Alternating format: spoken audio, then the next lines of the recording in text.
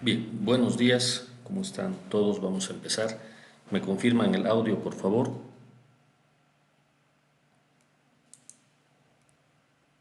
Sí, ingeniero, se lo escucha perfectamente y se ve bien la pantalla. Eso es, muchas gracias, Michael. Bueno, vamos a ver ahora con ayuda del libro, vamos a terminar de revisar la teoría. Quiero avisarles dos cosas importantes. La primera, referida al examen, ¿de acuerdo? Las evaluaciones que vienen a continuación son dos juntas. Una la vamos a tomar el viernes de la próxima semana con motivo de la entrega de la práctica de este último tema. El día de hoy, tras la clase, en horas de la tarde, voy a publicar la práctica referida al método de fuerzas, ¿de acuerdo? Vamos a ver acá en la plataforma, un segundito. Y vamos a hacer la evaluación y la entrega de ese trabajo el viernes de la próxima semana, no este, todavía la próxima semana. Y el examen lo vamos a tomar, el examen presencial, el día miércoles como hoy, pero en 2 semanas. ¿De acuerdo? Todo esto quiero anunciarlo ya en la plataforma.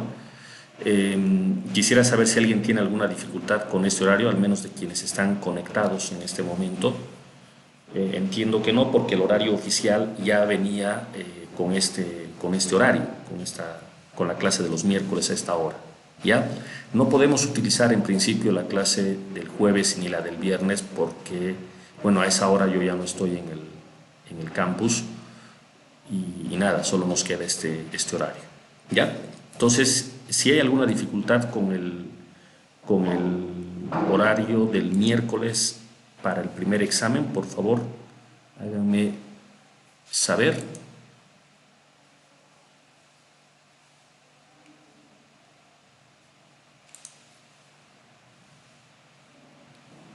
Bueno, aparentemente no. Entonces, voy a anunciar ahora mismo en la plataforma esto que les estoy diciendo para que ya tomen sus previsiones, ¿de acuerdo? Primer examen presencial sería el día miércoles, vamos a ver la fecha,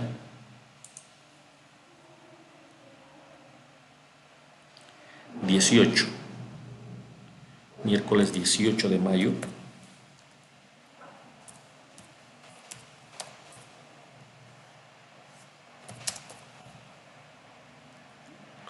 hora de clases, es decir, a las 11:15. El aula yo les voy a confirmar, recién nos van a indicar qué aula nos asignan, pero va a ser dentro del campus. El temario, todo lo avanzado hasta la fecha.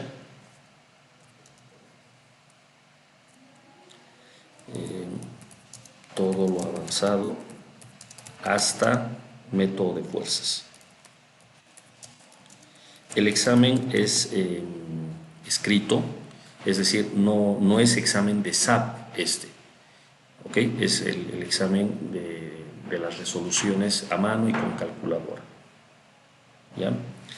Entonces, todo lo avanzado hasta el método de fuerzas. Lo estoy publicando en este momento para que ya puedan eh, tomar sus previsiones. Yo me imagino que ya varios de ustedes han dado alguna prueba presencial en la facultad.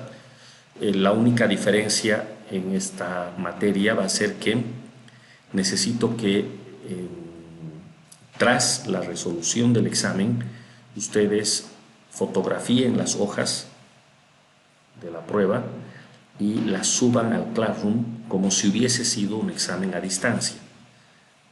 ¿Me entienden? O sea, vamos a estar toda la hora haciendo el examen normal, a mano, y los últimos 5 o 10 minutos les voy a dar un tiempo, tras que finalice el tiempo del examen, van a tener un tiempo para escanear, fotografiar sus hojas de examen, armar un PDF y subir a la plataforma. ¿De acuerdo? De manera que no me van a entregar hojas de papel, sino va a estar todo en la plataforma. ¿De acuerdo? Esa es la única novedad, podríamos decir, del examen. ¿Ya? Hasta ahí, ¿se entiende? Por favor, si hay alguna pregunta, háganme saber.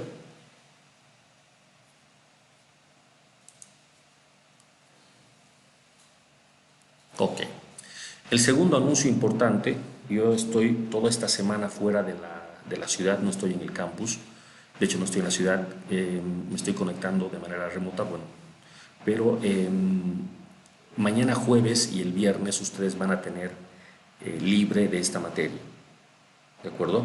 Vamos a hacer una reprogramación después de las clases, seguramente alguna nos va a faltar, entonces yo les voy a pedir que nos organicemos para ver si nos conectamos a hacer una clase adicional o yo les dejo una grabación, veremos eso por favor en función del tiempo de cada uno de ustedes, ¿ya? Pero mañana jueves no hay necesidad de que se conecten ni tampoco el viernes, directamente el próximo miércoles, ¿ya? Esos serían los anuncios para empezar. Si hubiese alguna consulta, por favor háganla el momento que guste, ¿de acuerdo? Bien, jóvenes, entonces, retomando nuestro avance, estamos viendo el método de fuerzas. La idea general del método ya la hemos visto las últimas dos clases, incluido un ejercicio que hemos terminado de calcular en la clase pasada. Para redondear la teoría, hay una pregunta que seguramente más de uno de ustedes se ha hecho y tiene que ver con qué pasa si el problema trae más de un grado de hiperestaticidad.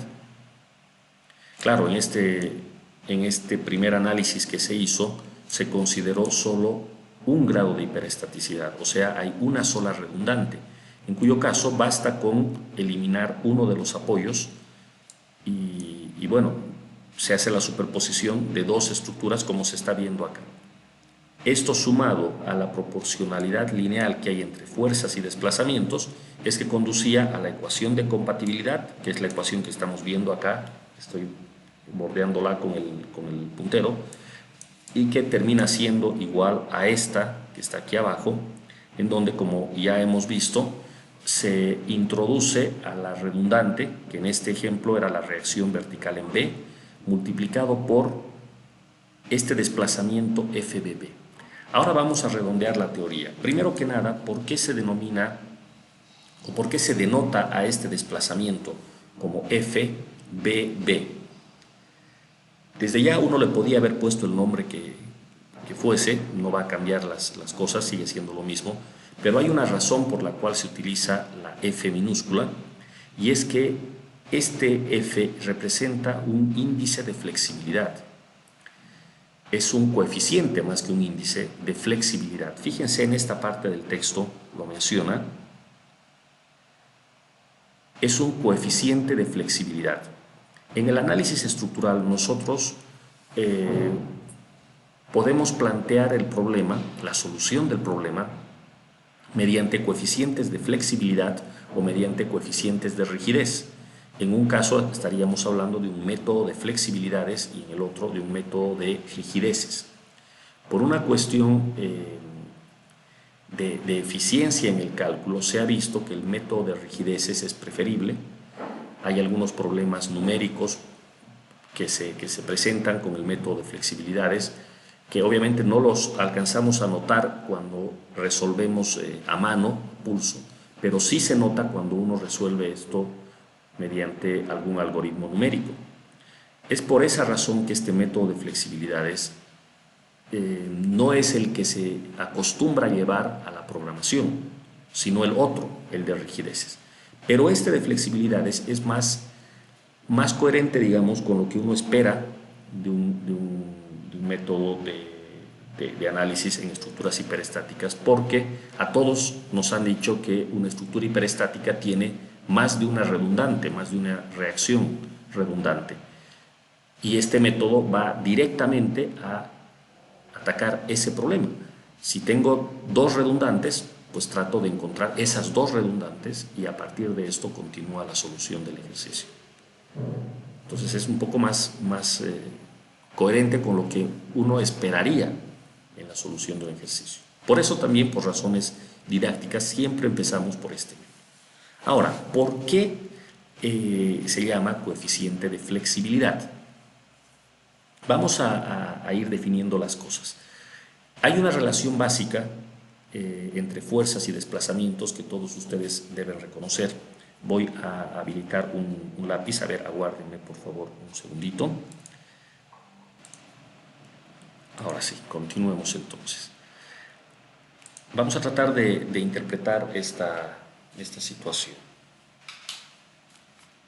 Les voy a compartir la pantalla.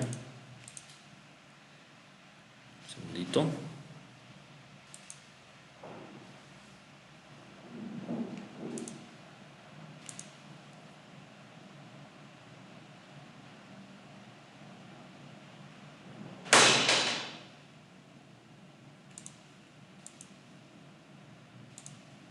Ahora sí. Bueno, me van a avisar si es que se logra ver lo que voy a empezar a escribir. Este coeficiente de flexibilidad, FBB, representa el desplazamiento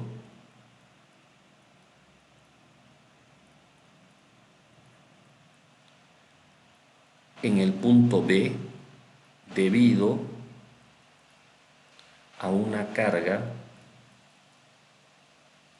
unitaria que actúa también en B. Se está viendo lo que estoy escribiendo, ¿verdad? Sí, sí. Eso es.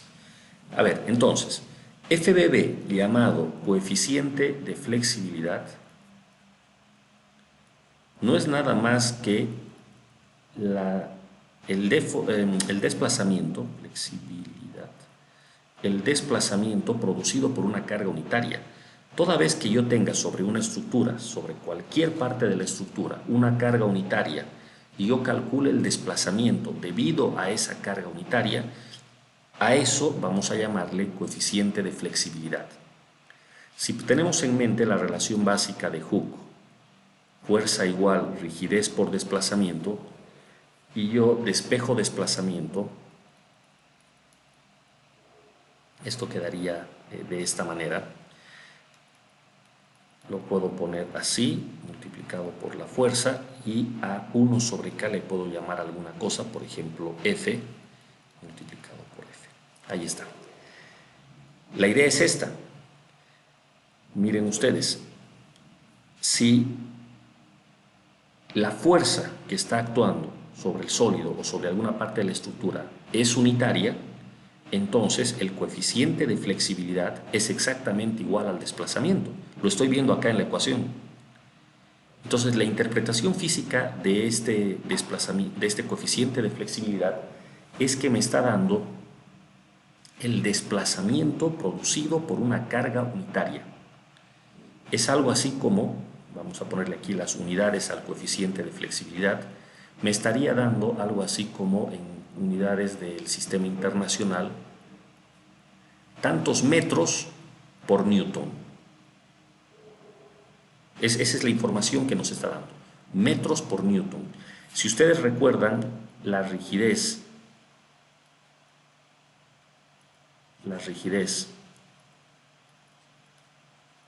se expresa en newtons sobre metro, o kilogramos fuerza sobre metro, como quieran, unidades de fuerza sobre metro. O sea, la rigidez, el coeficiente de rigidez, lo que da es una idea de cuántos newtons de fuerza tengo que hacer para ocasionar una deformación de 1 metro. Mientras que el coeficiente de flexibilidad me dice cuántos metros de deformación producidos por una fuerza de 1 newton. Metros por newton. Es claramente el opuesto, el recíproco a la rigidez. ¿De acuerdo? Ahora, ocurre que la carga unitaria y el desplazamiento no necesariamente tienen que coincidir. Si yo aplico la carga unitaria en un punto y calculo el desplazamiento en otro punto, entonces tendré que ponerme de acuerdo en el orden de este mi doble subíndice para identificar cuál representa al lugar en donde estoy midiendo el desplazamiento y cuál al lugar donde se está aplicando la fuerza. Claro, en el caso del método de fuerzas, para un solo grado de hiperestaticidad, esta situación que acabo yo de plantear, no la utilizo para nada, porque siempre voy a necesitar el desplazamiento en el mismo lugar en donde está actuando la fuerza unitaria. Así es que el doble subíndice no tiene mucho sentido, porque la primera B que tenemos aquí, esta, representa el lugar donde estoy midiendo el desplazamiento, que es B, y la segunda representa el lugar donde se está aplicando la fuerza unitaria, que también es B. Entonces, como que no tiene mucha utilidad el haberle puesto el doble subíndice, en este caso. Pero ya mismo vamos a ver para qué sirve esto cuando el grado de hiperestaticidad sea 2 o más. ¿De acuerdo? Entonces, esta es la primera definición que quiero se entienda desde un punto de vista teórico, conceptual. Esto es bien importante. El coeficiente de flexibilidad F representa el desplazamiento para una fuerza unitaria, mientras que la rigidez representa la fuerza para un desplazamiento unitario. Son recíprocos. Inge, Sí, dígame. no hay ningún problema si en vez de literal utilizo números. He visto en algunos textos que están con, en vez de índice letras, están con números. A ver, no estoy entendiendo bien la pregunta. No hay problema si en vez de utilizar para el factor, en vez de que sea BB, utilizo los números 1, 2 o 1, 1. Oh, ya. No, no, ningún problema, ningún problema. Es solo cuestión de ponernos de acuerdo cómo vamos a utilizar las cosas. Porque claro, en esta estructura, por ejemplo, en vez de llamarle nodo A y nodo B, le podríamos llamar nodo 1, nodo 2 y por acá al centro un nodo 3, por ejemplo, y el coeficiente podría ser el coeficiente F23. Que por cierto, es más útil esto a la hora de programar. Si es que han notado en SAP, por ejemplo, los nodos están todos etiquetados con números. Todo es más fácil con números que con letras. Entonces, incluso es más razonable hacer todo con números que con letras. Pero al final de cuentas es solamente notación, ¿no? No cambia nada el concepto. Correcto. Bueno, entonces, veamos esto mismo aplicado al caso de 2 o más grados de hiperestaticidad. Y eso lo tenemos aquí a la vuelta en el libro.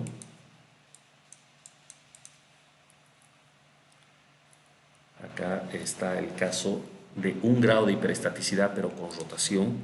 Y luego viene el del cual yo les estaba hablando. A ver, analicemos esta viga que tenemos acá. Es una viga, miren la cantidad de apoyos que tiene.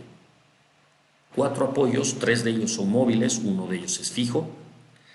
Y claro, si contamos las reacciones, tenemos en la vertical 4 reacciones y solo tenemos 2 ecuaciones de la estática.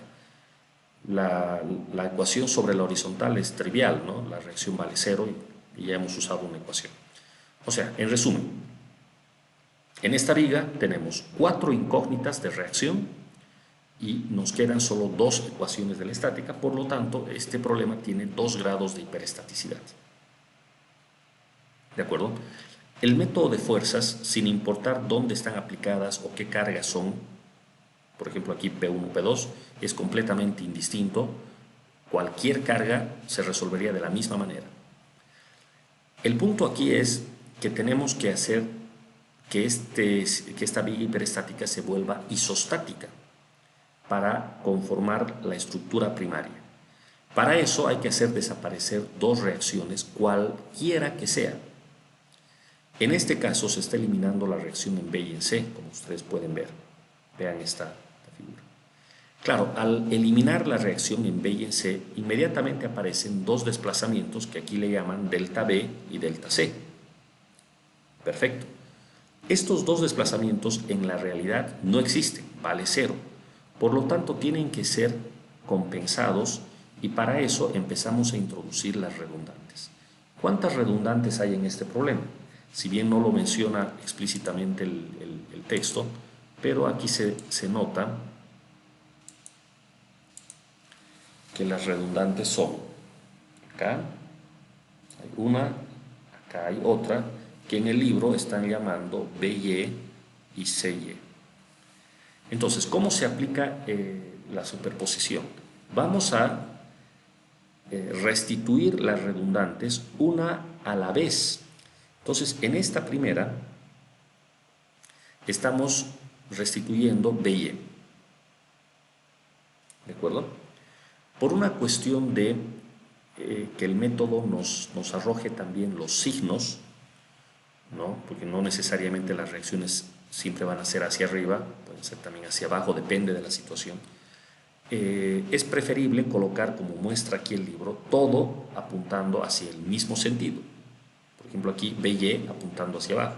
Yo sé que si el desplazamiento en B es hacia abajo y tiene que restituirse, entonces lo más probable es que B y E apunte hacia arriba. Es lo más probable. Pero, repito, como esta B y E es una incógnita, pues voy a colocarla en un sentido, en este caso lo pongo hacia abajo, y seguramente me va a salir el desplazamiento hacia arriba, haciéndome notar que B y E en verdad apunta hacia arriba. O sea, no hay necesidad de colocar B y E en el sentido correcto a priori. Yo puedo escoger cualquiera de los dos y el signo me va a ayudar a decidir más adelante. Entonces aquí están poniendo B y E hacia abajo. B y E ocasiona un desplazamiento, miren, que aquí están llamando delta prima BB. Pero como son dos puntos los que hay que analizar, entonces hay otro delta prima acá. Y delta prima ahora llamado CB. Delta prima CB. ¿Cuál es la lógica del doble subíndice? Ahora sí tiene sentido esto. El primero es porque el desplazamiento lo estamos calculando en B, por eso es el primer subíndice B, pero el segundo es porque la fuerza B y E está actuando en B, por eso es delta prima BB. Mientras que en el otro caso, delta prima CB es porque el desplazamiento lo tenemos en C, pero producto de una fuerza que está actuando en B. ¿De acuerdo? ¿A qué es igual este desplazamiento, el delta prima BB y el delta prima CB? Como ya conocemos el método, ya sabemos que lo que va a ocurrir es que este desplazamiento prima va a ser igual a la redundante BY multiplicado por el coeficiente de flexibilidad. Pero ahora voy a tener dos coeficientes de flexibilidad. A uno lo voy a tener que llamar BB y al otro lo voy a tener que llamar CB, como estoy viendo acá. Acá tengo el cálculo para ambos, para el BB y el CB en esta figura. Fíjense ustedes que en esta figura, en lugar de la redundante BY, se ha puesto una carga unitaria. Y esta carga unitaria, actuando en B, ocasiona un desplazamiento FBB en B y FCB en C. Ese par de desplazamientos, que son los coeficientes de flexibilidad, son los que entran acá arriba en el cálculo de delta prima BB y delta prima CB. ¿Voy a poder calcular los coeficientes de flexibilidad FBB y FCB? Pues claro que sí, porque estos dos provienen de un problema isostático y son dos desplazamientos en dos lugares distintos, donde yo puedo utilizar Castigliano, trabajo virtual, el método que guste, y obtengo estos dos desplazamientos. Pero bueno, ocurre que la superposición no está completa todavía porque falta el aporte de CY, que ahora lo vamos a colocar. Entonces volvemos a dibujar la estructura sin cargas y ahora solo colocamos la redundante CY, la segunda que tendremos. ¿Qué ocasiona CY? Pues dos desplazamientos, delta prima BC y delta prima CC. Vean cómo el doble subíndice ahora sí tiene sentido y ayuda. El primero de ellos, el CC, es porque el desplazamiento es en C, producto de una fuerza actuando en C. El otro delta prima, BC, es porque el desplazamiento lo tenemos en B, pero producto de una fuerza que actúa en C. Por la misma razón de hace rato, vamos a poder calcular esos dos a partir del producto de CY, la redundante, por el coeficiente de flexibilidad. Ahora tendría que ser FBC y FCC. ¿Cómo sería el caso acá? No voy a mover la vista en la pantalla, pero seguramente la figura que está ahí abajo en el libro, que ahorita vamos a corroborar, es así. Para el cálculo de estos coeficientes FBC y FCC, lo que necesitamos es acá en el punto C una carga unitaria. El punto B no tiene nada y la deformada, exagerando, luce así.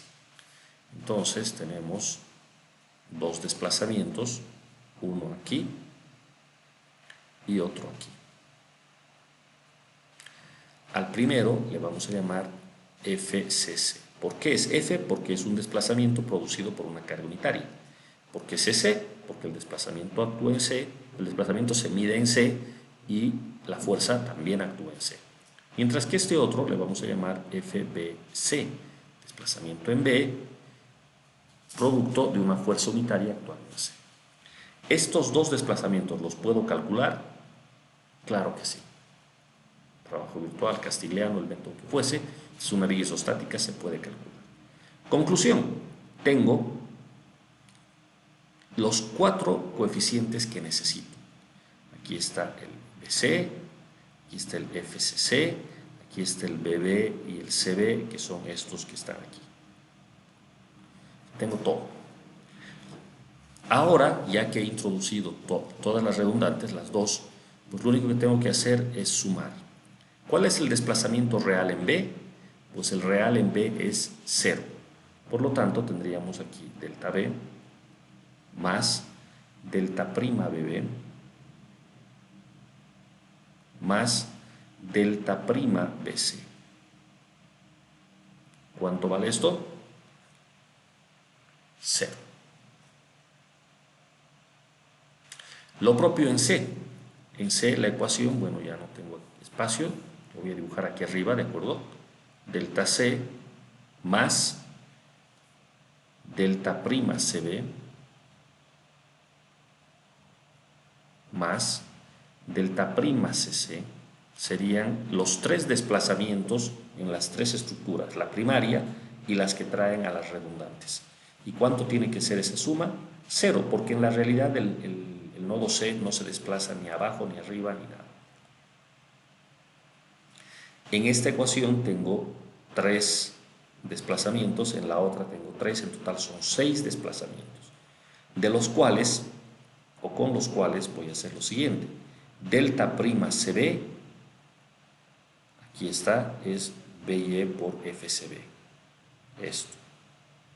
Esto voy a reemplazar acá arriba. Y lo propio para el resto. Delta prima CC lo tengo aquí. Como ustedes pueden ver, va a aparecer, en lugar de los deltas primas, van a aparecer las redundantes y van a aparecer los coeficientes de flexibilidad. Esos coeficientes de flexibilidad ya los tendría calculados y solo me quedarían las redundantes. Como son 2 ecuaciones, esta y esta otra, me van a quedar 2 ecuaciones con 2 incógnitas. ¿Cuáles son las incógnitas? Pues las redundantes BY y CY. Hay que resolver el sistema de ecuaciones y obtener la redundante, las 2 redundantes. Entonces ese es el plan, y esto que estamos mostrando se puede extender a 3, 4, 5 o un número infinito de grados de hiperestaticidad. No interesa el tamaño de la estructura, siempre es posible resolver el problema de esta manera. Y vean ustedes cómo se empiezan a formar sistemas de ecuaciones. Para un problema con 2 redundantes me aparecen 2 ecuaciones. Si tuviésemos 3 redundantes tendríamos 3 ecuaciones y así sucesivamente. En un problema con, pongámosle el caso, 20 redundantes, me saldrían 20 ecuaciones con 20 incógnitas y el problema pasaría a ser el de la resolución del sistema de ecuaciones. La ventaja es que, como estamos dentro del rango de la física, de la mecánica lineal, fuerzas y desplazamientos son proporcionales linealmente, todas estas ecuaciones, 2, 3, 20, no importa, van a ser 20 ecuaciones lineales. Y la resolución de ecuaciones lineales se puede hacer sin ningún problema con un método matricial. Es así que, miren, en el primero de los métodos para sistemas hiperestáticos ya apareció el método matricial de resolución de estructuras. Al final, todo problema de análisis estructural termina siendo un problema de resolución de ecuaciones lineales, de sistemas de ecuaciones lineales.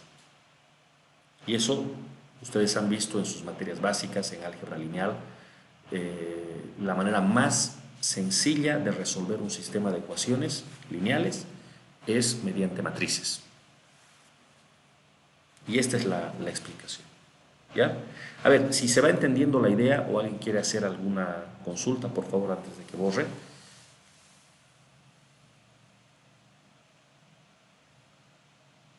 Ingeniero, una consulta. Y si tuviéramos, por decir, una articulación, por decir, ¿dónde está la fuerza P2? Pues con todo y la articulación se puede trabajar. La idea aquí es convertir el sistema hiperestático en un isostático e ir sumando tantas estructuras con las redundantes como sea necesario. Nosotros sabemos que un sistema isostático que trae una articulación, en esa articulación tenemos una ecuación adicional. O sea que podríamos aceptar no 3, sino 4 incógnitas en un problema en el plano. ¿No es verdad? Eso lo han visto en isostáticas.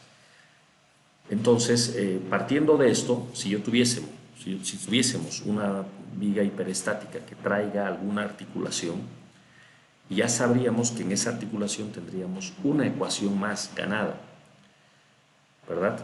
Y simplemente habría que ocuparse de las redundantes y hacer exactamente lo mismo que estamos haciendo aquí. El procedimiento es exactamente el mismo. ¿Ya? Eso es. Hay dos casos que podríamos mencionar como especiales. Uno, ¿qué pasa si en alguno de los apoyos hay desplazamientos, hay asentamientos? Eso es perfectamente posible, puede darse en la vida real esta situación. El segundo, ¿qué pasa si el apoyo no es perfectamente rígido, sino es más bien flexible? En nuestros problemas de estática cambiaríamos el apoyo, por ejemplo, el apoyo móvil por un resorte, ¿no? Esa situación, que quizás a priori les puede resultar muy académica, muy de libro nomás, en la realidad es lo que más se presenta. Porque, a ver, pónganse ustedes a pensar una estructura apoyada sobre un suelo, un terreno natural. El suelo no es perfectamente rígido, siempre se asienta, siempre se va a sentir la compresión producto de la estructura que tenemos encima del terreno. Entonces, la verdad es de que el suelo se comporta más como un resorte que como un apoyo rígido, ¿verdad? Entonces, esos dos casos especiales los vamos a ver también, pero posteriormente. Primero vamos a terminar de ver este problema general. ¿Ya? Bueno, entonces borro esto y terminemos de ver la versión del libro, que obviamente está más presentable que lo que yo escribí acá. Miren cómo termina la historia en el texto. Aquí está esta ecuación, o más bien esta viga con la carga unitaria, pues es la que yo dibujé. Entonces fíjense cómo tendríamos todo el problema planteado con estas dos ecuaciones, que son las que, repito, hace un momento yo escribí. Para el caso del desplazamiento en B, la suma de los tres desplazamientos, delta B, más delta prima BB, más delta prima BC, todo tiene que dar 0. Pero delta prima BB es la redundante en B por FBB. De una vez ya lo puedo reemplazar. Y delta prima BC es la redundante en C por FBC. De una vez ya lo reemplazo. Lo propio en la otra ecuación. Para el apoyo C, delta C más delta prima CB más delta prima CC, todo sumado tiene que dar 0. Porque en la realidad no se desplaza nada el apoyo C. Pero de una vez yo puedo reemplazar, en vez de delta prima CB, la redundante en B por FCB, y en vez de delta prima CC, la redundante en C por FCC, quedando este sistema de ecuaciones. Entonces aquí se hace evidente lo que hace un momento yo les estaba comentando. Este es el típico sistema de ecuaciones que se forma. Como teníamos dos redundantes, tenemos dos ecuaciones. En estas ecuaciones tenemos que calcular delta B y delta C, que son desplazamientos que sí se pueden calcular porque corresponden a la viga isostática. FBB, FBC, FCB y FCC son los coeficientes de flexibilidad. Cada uno de estos por separado se puede calcular, como hace un rato yo mostraba en la pantalla. Entonces al final son 6 desplazamientos que tengo que calcular previamente, antes de obtener la solución del sistema. Porque en verdad mis únicas incógnitas tienen que ser la redundante B, la redundante C. Aquí abajo vuelven a aparecer en B y en C. Entonces tenemos dos incógnitas que son BY y CY. ¿De acuerdo? Entonces, claro, el problema pasa por hallar 6 desplazamientos. Entonces es como resolver los ejercicios del tema anterior de Castigliano, trabajo virtual, pero 6 veces.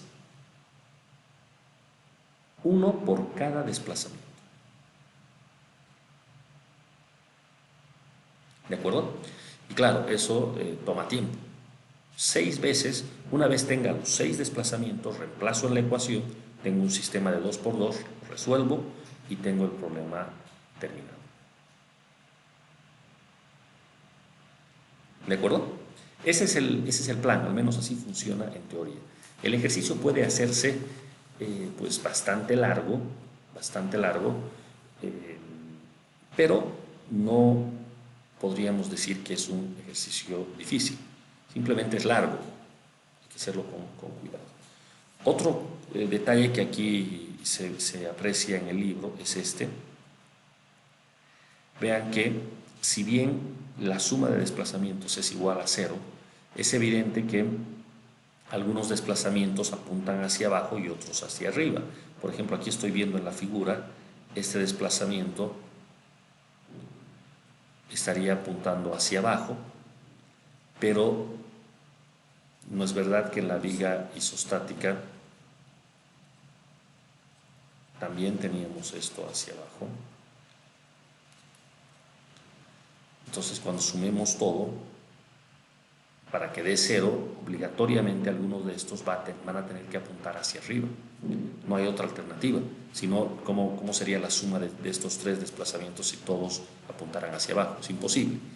Si el desplazamiento de la estructura primaria es hacia abajo, estos otros dos que restituyen hasta 0 este desplazamiento tendrán que ser hacia arriba. Entonces, por formalidad, en estos ejercicios se escoge un sistema de referencia, como indica aquí el libro. Vamos a llamarle positivo a los desplazamientos que apunten hacia abajo y negativos los que apunten hacia arriba. O al revés, da lo mismo, no importa, es lo mismo. En el sistema de ecuaciones esto significa que obviamente vamos a tener aquí algunos con signos negativos. Por ejemplo, el delta B positivo y los Fs todos negativos. Positivo 1, negativos los Fs o al revés. ¿De acuerdo? Esa es la idea entonces. Con esto estaríamos viendo el problema general. Ahora, claro, toca hacer algún ejercicio para ilustrar esta situación y lo vamos a dejar para el final del tema. Porque primero vamos a resolver estos problemas que son más cortos con un solo grado de hiperesteticidad. ¿De acuerdo? Entonces la clave, el principio de superposición, las ecuaciones de compatibilidad y las ecuaciones de equilibrio, como se está mencionando aquí en el libro. ¿Ya? Ahora, en este punto se impone hablar sobre dos ecuaciones conocidas en la teoría de elasticidad, como el teorema de Maxwell de los desplazamientos recíprocos y la ley de Betti. El profesor de mecánica del medio continuo va a explicar esto como tiene que ser, ¿no? De un punto de vista de la física, de la teoría, con todo detalle.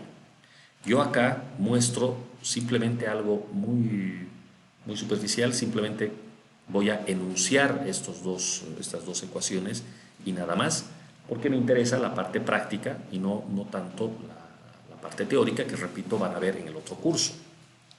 ¿De acuerdo? Pero ¿en qué se podría resumir estas dos ecuaciones y desplazamientos recíprocos y ley de Betti? Acá tengo la versión en inglés, ustedes pueden leerla también en castellano, les he dejado el libro.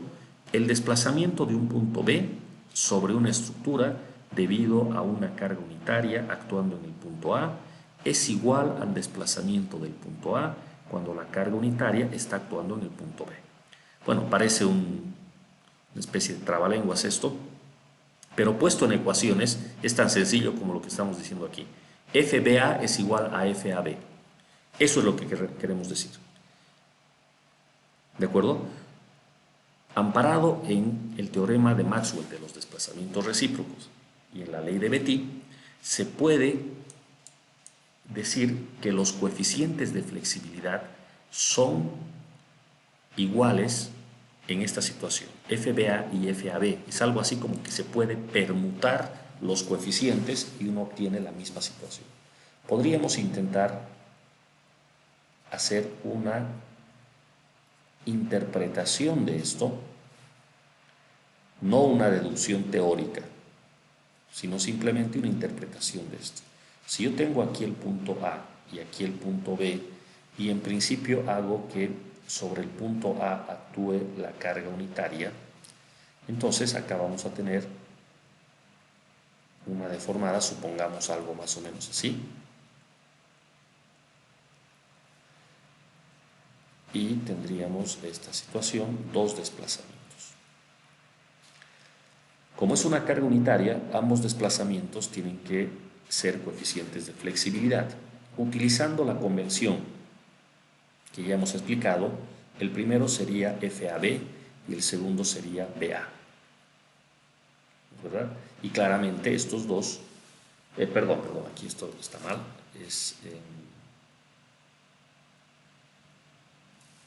vamos a corregir esto. Este sería el FAA, porque el desplazamiento se está calculando en A y la carga unitaria está en A también, ¿no? Y el otro desplazamiento, el BA. Bueno, el problema podría ahora pasar a ser este otro. Si nosotros hacemos que la carga actúe ya no en el punto A, sino en el punto B, ahora tengo la carga unitaria acá, la deformación ahora va a ser más exagerada hacia B y no tanto hacia A. Y los desplazamientos ahora serían este y este otro. Como todo está producido por una carga unitaria, tienen que ser coeficientes de flexibilidad. Al de la derecha voy a llamarle BB y al de la izquierda voy a llamarle AB. Entonces, el teorema de los desplazamientos recíprocos de Maxwell advierte que si yo me pongo a calcular FBA y luego en un ejercicio aparte me pongo a calcular FAB, resulta que estos dos van a ser iguales. Esto es lo que dice el teorema de los desplazamientos recíprocos. ¿De acuerdo? Una explicación muy sencilla de esta situación, no una deducción teórica, no una demostración teórica como exige la física, sino simplemente algo para visualizar por qué funciona esto, por qué esto es así. Podría ser tratar de calcular utilizando el teorema del trabajo virtual, ¿no? Si yo estoy en el caso de calcular FBA, o sea, en este de acá arriba, ¿sí? Mi objetivo es calcular FBA, esto, con trabajo virtual. ¿Qué tengo que hacer? El método dice, primero ocúpese de las cargas reales. ¿La carga real dónde está? La carga real es esta unitaria, ¿de acuerdo? Y yo tendría que obtener la ecuación de momentos debido a esta carga unitaria. Luego, el método dice, borre las cargas reales y coloque una carga donde quiere calcular el desplazamiento, o sea, en B. Pero fíjense que tengo en principio una carga unitaria y después otra carga unitaria. Simplemente que la primera colocada en A y la otra colocada en B. Las dos ecuaciones de momentos no son iguales, las cargas están actuando en puntos distintos, pero la situación sería esta. A la primera ecuación de momentos le puedo llamar MA, cuando la carga está actuando en A, y luego a la otra ecuación MB. A las dos las pongo con letras minúsculas y no como acostumbrábamos a hacer las cargas reales con M mayúscula, porque lo que pasa es que las dos cargas, tanto la real como la virtual, ambas son unitarias. ¿Se dan cuenta? Pero si yo intercambio la situación, es decir, ahora paso a este otro problema, tratando de calcular FAB con la carga unitaria actuando en B. La carga real ahora sería la unitaria que está acá y la virtual sería la unitaria actuando en A. Pero es el mismo problema de hace rato. Otra vez es con los momentos MA y MB, solo que ahora, si se entiende lo que estoy haciendo, multiplicaría en vez de MB por MA, multiplicaría MA por MB. Y este sería el cálculo para FBA. Pero por supuesto que el producto de MB por MA es lo mismo que el de MA por MB. Entonces, utilizando el teorema del trabajo virtual, uno puede explicar por qué estos dos coeficientes son iguales. El FBA, aquí me equivoqué, ¿no? Esto tenía que haber dicho no BA, sino AB. El BA y el AB son lo mismo. Definitivamente. Bueno, ¿para qué sirve todo esto? Bueno, hace un momento estábamos diciendo que teníamos seis desplazamientos que calcular antes de resolver el sistema de ecuaciones de 2 por 2. ¿No es verdad? A ver, voy a quitar esto. Y habíamos dicho minutos atrás que teníamos este problema. Acá. Sistema de ecuaciones, tengo que calcular delta B, FBB, FBC, delta C, FCB y FCC. Son 6 desplazamientos que hay que calcular antes de poder resolver el sistema de ecuaciones. Bueno, la buena noticia es que FBC y FCB son lo mismo. O sea que calculo uno de los dos nomás y el otro es lo mismo, exactamente lo mismo. ¿De acuerdo? O sea que en verdad no tengo que calcular 6 desplazamientos, sino tengo que calcular 5. Bueno, algo es algo. Es un poco más corto el ejercicio. Pero no deja de ser un ejercicio tedioso, ¿no? Tener que calcular tantos desplazamientos. ¿Ok? Esa es la idea. Y esto, como ustedes pueden ver, se puede extender a 3, 4, 5. No hay límite para el grado de hiperestaticidad. Es exactamente lo mismo. ¿De acuerdo? Bueno, esa es entonces la explicación. Aquí en el libro vamos a ver cómo termina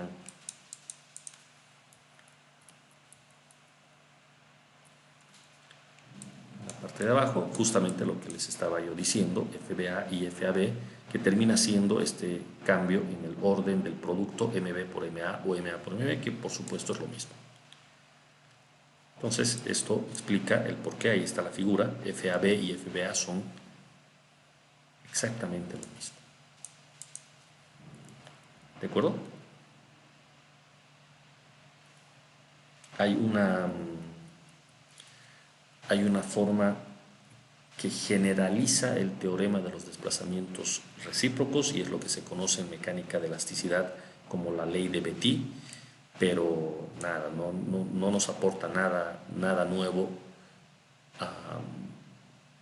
en la solución de los ejercicios. Es un tema más teórico que, repito, en la otra materia van a poder analizar. ¿De acuerdo? Bueno, eso es entonces. Acá hay algo de algunas figuras en donde se puede apreciar casos en donde se podría aplicar el método. La verdad es que este método se puede aplicar a cualquier estructura hiperestática, cualquiera. Acá tenemos una fotografía muy bonita sobre un puente, viga, pero estas vigas son vigas hiperestáticas, son continuas. La mayoría de los puentes en nuestro país no son así, no tenemos puentes hiperestáticos, lo que tenemos son puentes isostáticos. Entonces son vigas que se las iza, se las coloca, se las emplaza en su lugar y se las va acomodando simplemente apoyadas por tramos. No tengo solamente una viga y la vacío en el terreno y después la voy a izar y la voy a colocar en su sitio. Y así vamos como armando un rompecabezas, vamos colocando las vigas todas simplemente apoyadas. Esa es la forma en la que se construyen la mayoría, por no decir todos los puentes en el país por ahora.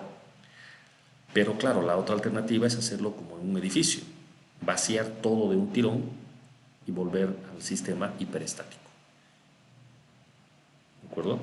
Y bueno, el método que estamos aprendiendo se podría aplicar en ese caso también. Aquí hay más ejemplos con puentes muy interesantes, como este puente en voladizo que se está viendo con una cercha metálica aquí. Y bueno, la verdad es que los ejemplos sobran.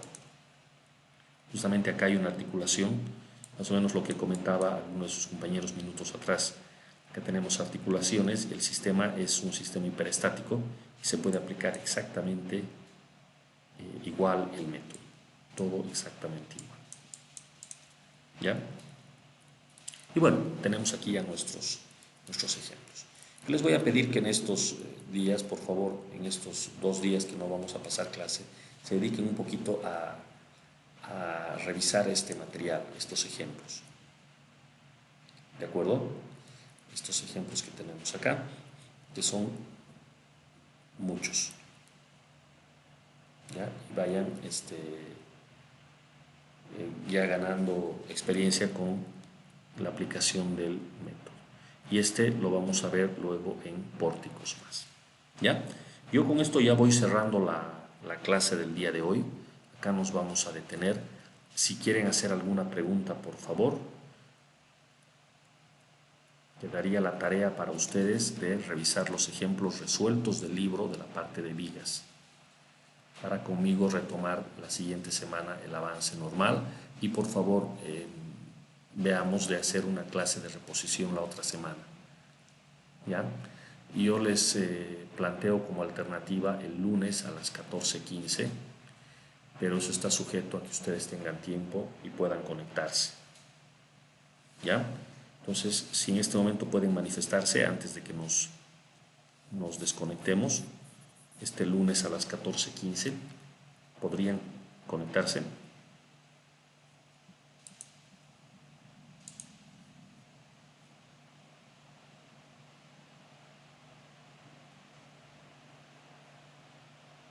¿Jóvenes? Yo sí podría ir a esa hora. Ok. Si se puede manifestar a alguien más, por favor, ya sea aceptando la propuesta o indicando que no puede, para que yo tenga una idea y ya podamos definir ese horario. Ahí Mateo está respondiendo. Levanten la mano, pues Inge, los que pueden. A ver si pueden levantar la mano. Sí, buena idea.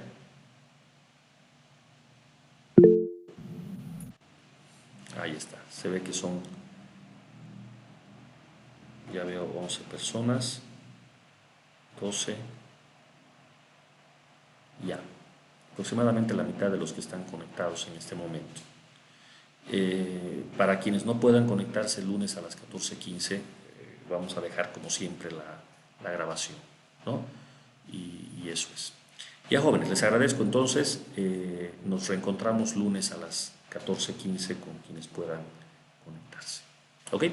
Buenas tardes y hasta entonces. Hasta luego, Inge. Hasta luego, ingeniero. Hasta luego, hasta luego.